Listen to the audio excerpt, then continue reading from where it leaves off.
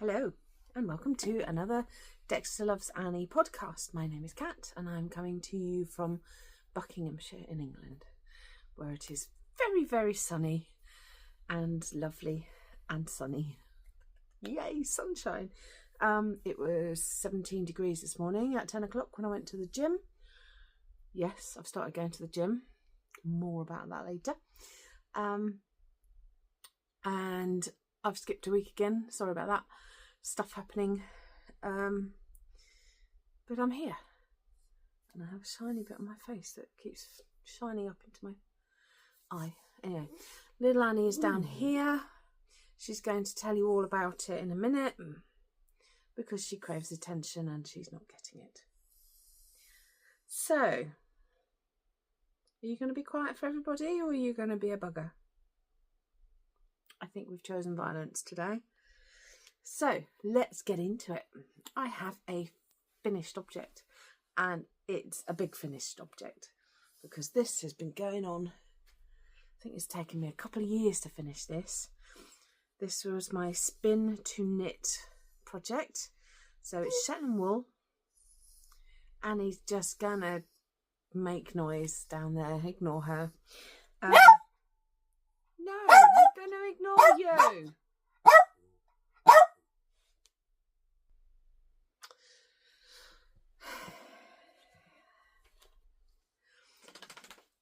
Spun to knit. So I spun the fibre and knit the jumper. I didn't dye it. Can you see it all? Yay! I had to unpick the bottom and add in, that's where it came to, and then I added in that much. Hello again.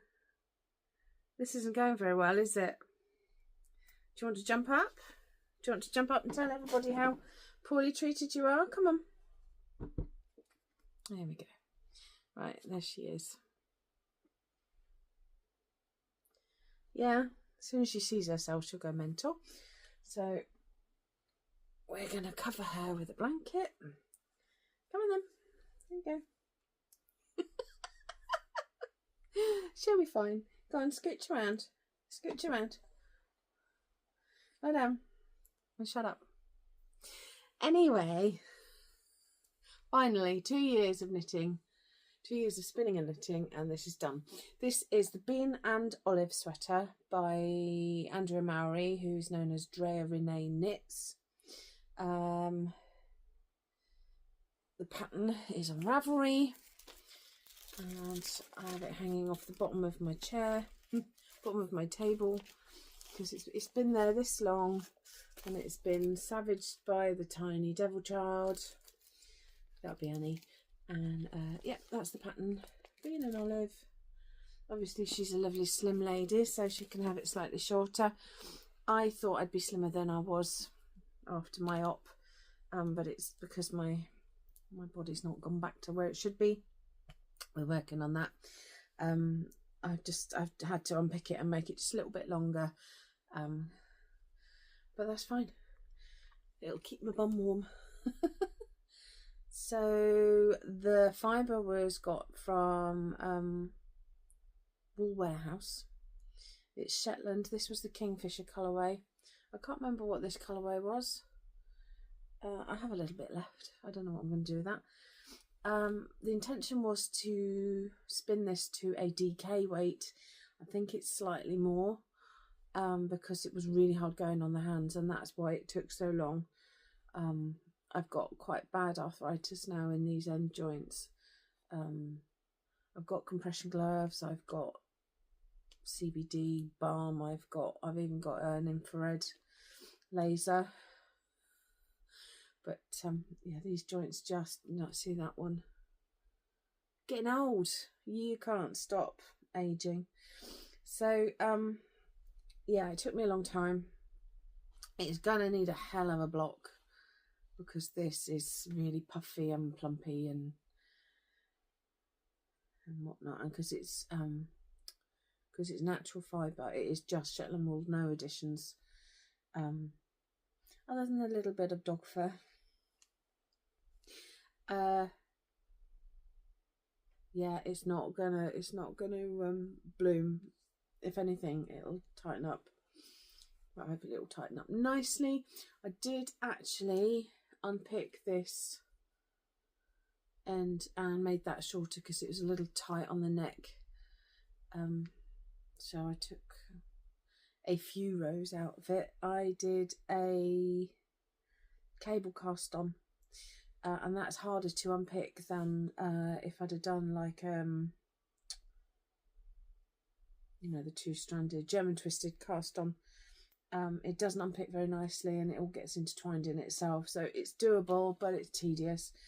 I think I possibly only took 3 rows out in the end. My hands were hurting. I was done. It'll block out. I'll just put some pins in it and make sure it stretches out. I think the initial pattern is to fold this over. I don't like folded hems or collar. I don't like any kind of folded knit, so I don't ever do that. But I am happy with it. It fits lovely. I don't have a photo of me in it yet. I'm going to block it and make it nice before I do a proper photo for Instagram. I am Dexter Loves Annie on Instagram and on Ravelry if anybody wants to find me. And there's a little bump on the inside there. It's fine. Yeah, something went weird with my tension on that last bit, but it'll block out. There we go. So there we are. Green and olive sweater. All done. A little bit of colour work. I'm loving my colour work. So there we go. Nice big finished object for the podcast. And for me, it's thick and it's wool and it's warm and it's probably more than 70. Yeah, it's 19 degrees out there now, so that's not going to get warm for a few months, but it's fine because winter comes around quicker than you like, doesn't it? So then we're just into whips. There's 2 vanilla pairs of socks on the go. Not going to show you those because they're just going. I'm using the Beetlejuice yarn with some sparkle in from Fibre Fusion. Don't think that's what she's called. I'll put it on screen. And another purpley speckledy one from Dye Candy. They're just vanilla socks. They're going to be finished when they're finished. They're going to be very boring to look at if I make you look at that every time. So the other whip that I'll show you, I'm really enjoying, is this blanket. I don't know how far I got on the last podcast, but I've done 4 rows of these triangles, these squares. The squares consist of 2 triangles. Oh yes, I do know, because I had ordered some blue from someone on Etsy, so I am in the process of adding my first blue speckledy one. Is some blue and pink and purple and quite a lot of white in there. I've literally just cast on the stitches, so you pick up those. Actually, let's do it from the front so you can see better. You'll pick up those, and then you'll pick up those, and then you'll knit decreasing in the middle till you get to 2 stitches and then 1 stitch, and then you're done. So I did get that yarn, and then I've wound up another blue that came, and then the rest of the yarn was there. Who's nicked my yarn, Annie?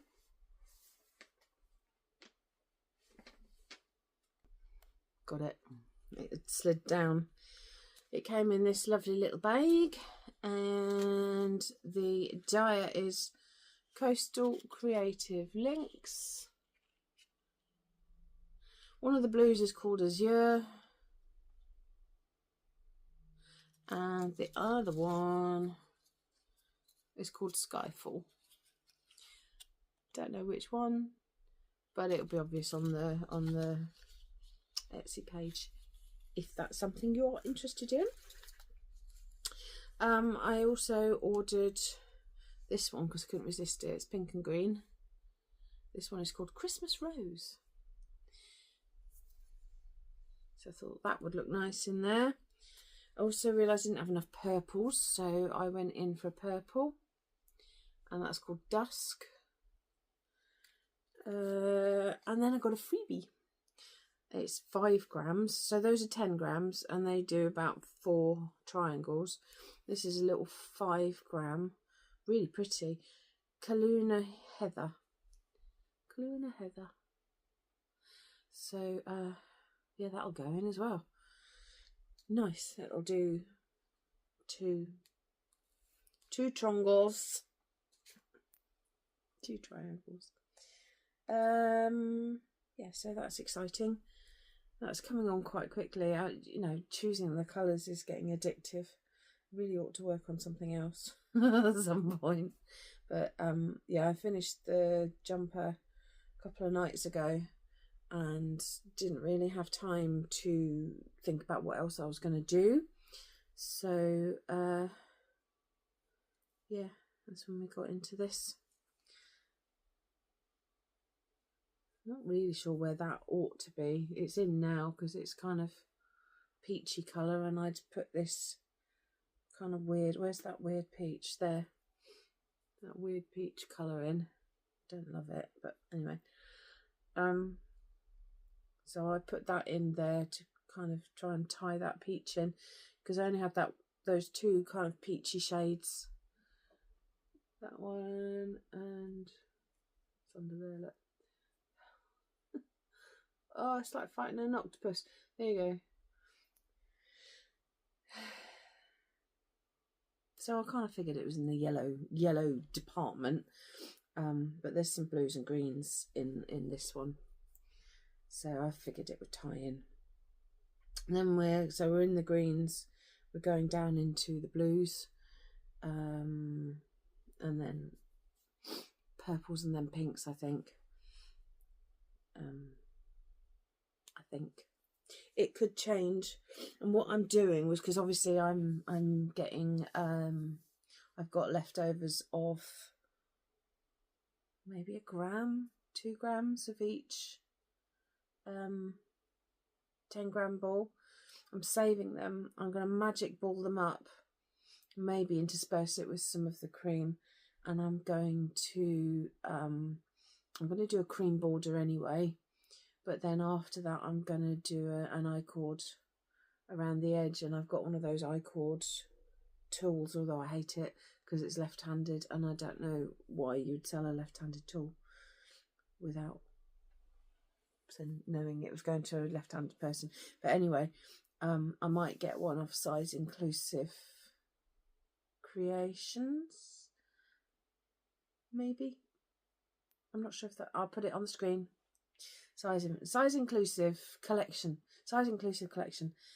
She's a lovely human, and she's making them. In fact, I think she made the original ones.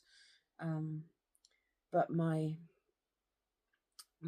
spiciness, my neuro spiciness, had trouble with the fact that you had to message her to order, and sometimes I struggle with human interaction. And just clicking a button and ordering is easier for me when I'm not in the mood, and I didn't want to message her. But I wish I had now, because the one I got isn't any good for me. So I'm rustling because I have picked up whip number 3. And this is for the knit along with Kelly Roncades via her Discord group, and I think this is her Patreon knit along as well. So you need to be a bit of both. You have to be a patron. There's 3 levels, and on her Discord, or posting your work with the hashtag. This one is running up until the end of next month. A little bit longer to get into this one. And I really love this sock. I've always wanted to do it, and then when she picked it, and Amanda made more of the yarn, I was in like Flynn. So, oh, sorry Annie, I'm just dropping things on her now. She's supposed to be quiet, and I'm not helping her be quiet.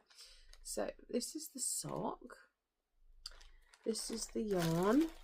Don't know where the band went.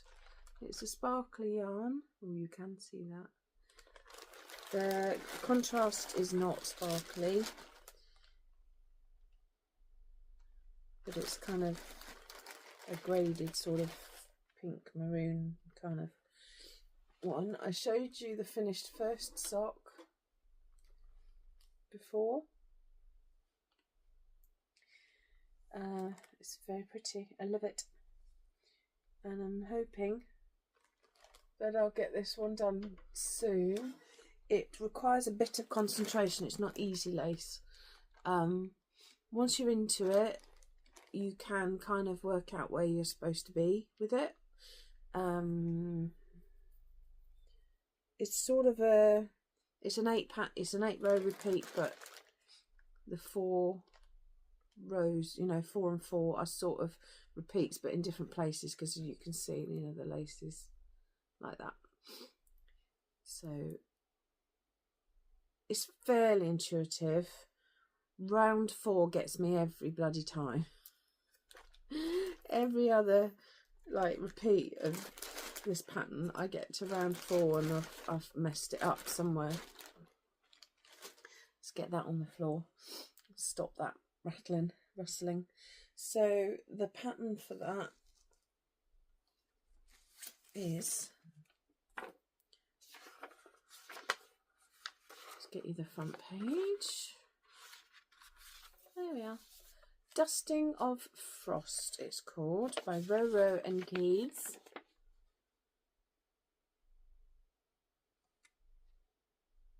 Very happy with that. It's going very well. And I'm really hoping that she chooses Under the Hill sock pattern this year for her knit along at some point, because they're still my favourites, and I want another pair. I really love them. I've got mine on today. Ooh, here's my foot. Really lovely pattern. Simple but really effective. So I'm really hoping that gets thrown in at some point. And that is the sum total of the work that I've been putting in over the last few weeks. I'm looking around to see if there's any acquisitions, but I don't think there are.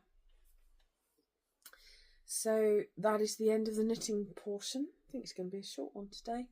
Thank you all for watching. I'm going to get into life stuff. I've joined a gym. My physio signed me off. Said that I could now, excuse me, I've got hiccups. I could join a gym and I can go back to running.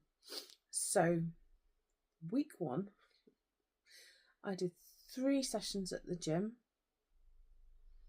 I did my usual Pilates, it's clinical Pilates. So it's tailored to everybody's kind of wonky bits. And she will sit there and she'll say, right, we're going to do this, but you and you don't do that because of whatever's going on with you, and you do this instead. And so yeah, so 3 sessions at the gym, 1 Pilates, and then I ran both days of the weekend. So that was 6 days out of 7 from nothing. The next week I did 3 sessions at the gym. There was no Pilates that week. Bear in mind, I'm also doing physio at home 2 or 3 times a week. And I burnt out because I'm an idiot. So I did nothing all weekend. Still wasn't ready to go back to the gym on Monday. I've had 2 gym sessions this week.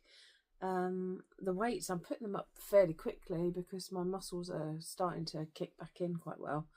And today I grabbed my trainer and asked him to add a few more machines in, because we tried to stay away from the abdominal work, anything that's heavy on the abdominal area, because that's where my problem is. My abs have separated, but they're slowly coming back together. So that increased my workout from half an hour to an hour, maybe 45 minutes if I'm getting down to it without chatting. We added 5 more bits of equipment in, and he's already rubbing his hands together, giggling at all the things he's going to make me do in my review in another 3 weeks' time. So I'm getting on well. Slightly worried about the excessive excitement over my future torture. But finally I'm able to move and exercise and look after the outside of my body and the inside of my body and my health and my wellness. I just need to not be a prat and overdo it. Lesson learned. Other life stuff, all is good. I don't know whether I'll do Tour de Fleece this year. Maybe I might. 2 years ago I took a fleece out and processed it and started spinning it, and there's still bits of it everywhere. And actually down there is my electric spinning wheel, because I don't take the big one. Electric spinning wheel, and it's still got a single. I need to do the other single in order to ply it. Maybe I'll just do pre-combed stuff this year, because we were saying about not overdoing stuff. Also, in the next week or so, I crocheted a massive, it was supposed to be a temperature blanket, and it ended up all being cold, in the cold colours, for ages, and I got bored of it. So then I ended up doing a king size crochet blanket, and it's too big and it's too heavy, and we're not using it. It's in a bag. It's been in the van for a long time. So I've dug that out. I am going to frog it, the whole thing. It's heavy. I'm not sure what I'm going to do with it yet. I had a thought of cranking on my, I've got a circular hat machine, but if you crank long tubes you can sew them together. That might be nice. Or I am very seriously thinking about a knitting machine now. I grew up with a knitting machine. I had a massive, great big heavy double bed machine. Obviously, you know, when you start going out and partying and not the home body, it falls by the wayside. I actually sold it. It's a shame, because it was an amazing machine. But I'm going to get one that does lace and colour work, so not the sort of bog standard one, the next one up, because you can fit a ribber to it, and let's see where we go with it. But not yet, because that end of the house is really untidy. There's crap everywhere, and I need to tidy it up. So that is it. I can't have a machine until I've tidied up there. And that area is my desk. It's my heat machines for printing bags and cases and stuff, and mugs, and my Cricut. I've got an order for a sign for a shop that needs to be done. I haven't gone back to work at the shop yet. I don't know when I'll go back. I've asked for shifts. I haven't got any. But I have secured also some admin work to be done from home, which means I don't have to people, and I can do it in my own time. But really good, easy stuff that I used to be able to do with my eyes closed years ago, so hopefully eventually I will remember how all that's done. Things like, you know, simple bookkeeping and whatnot. So I'm getting back to having a life and enjoying myself and not sweating the health stuff so much, which is amazing. Just need my body back, and I'll be good. So I'm going to leave that there because I think that's enough. Thank you for watching. Hope you're all going to have a lovely fortnight. That was said very strangely. I'm not going to cut that out. I would have just pushed the button and cut that out now, and it's making me comfortable. So yeah, my brain is done. I need another coffee. That's maybe what we'll do next. We'll have another coffee. Cheers. See you soon. Bye.